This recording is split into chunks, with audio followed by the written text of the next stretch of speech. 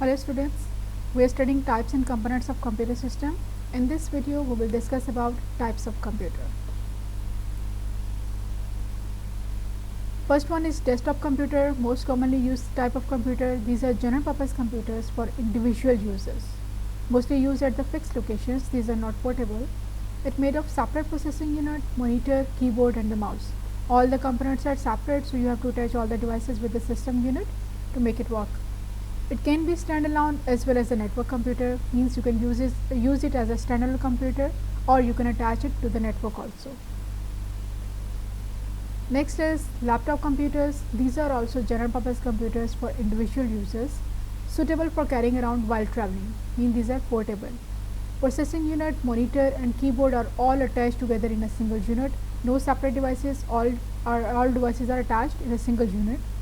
It can be standalone as well as a network, means you can attach this laptop as in a network also, and you can work it as a standalone computer.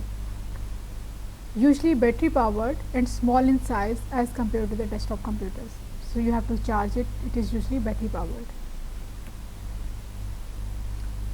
Next is tablet computers. It is very suitable for carrying around while traveling. Touch screen displays with the circuitry and battery are all attached together in a single unit.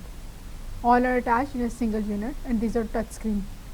It can also have cameras, sensors, microphones and the speakers as well. It can be connected to internet via Wi-Fi or by using a 3G 4G technology depending upon the model of your tablet.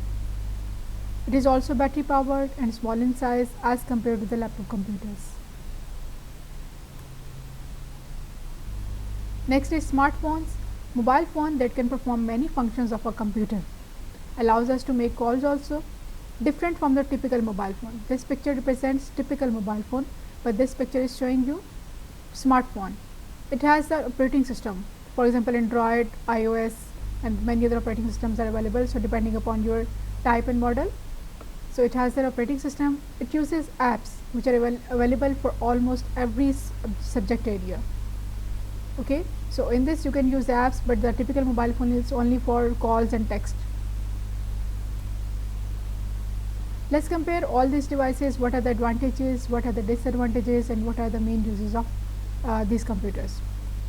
First of all, tablet computers, quick to turn on. These are portable, easy to use, lots of apps to choose from, and ability to transfer data. These are the advantages of tablet phones. On the other hand, what are the disadvantages? It can be expensive.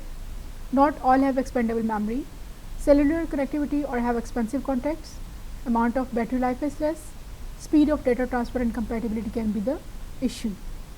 What are the main uses of tablet computer? Portable entertainment, web browsing, games, reading, email, video calls. These are the main uses of tablet computers. Now smartphones, what are the advantages of smartphones? These are pocket size, means you can carry around, can make calls and send text and emails also, 3G 4G connectivity to access the web, and lots of apps are available, ability to transfer data. What are the disadvantages? On the other hand, small screen can make reading difficult as compared to the tablet or the laptop. Small screen in the smartphone can make reading difficult. Web browsing can drain the battery quickly. Typing on a small touch screen may be slow. Amount of battery life is also dependable.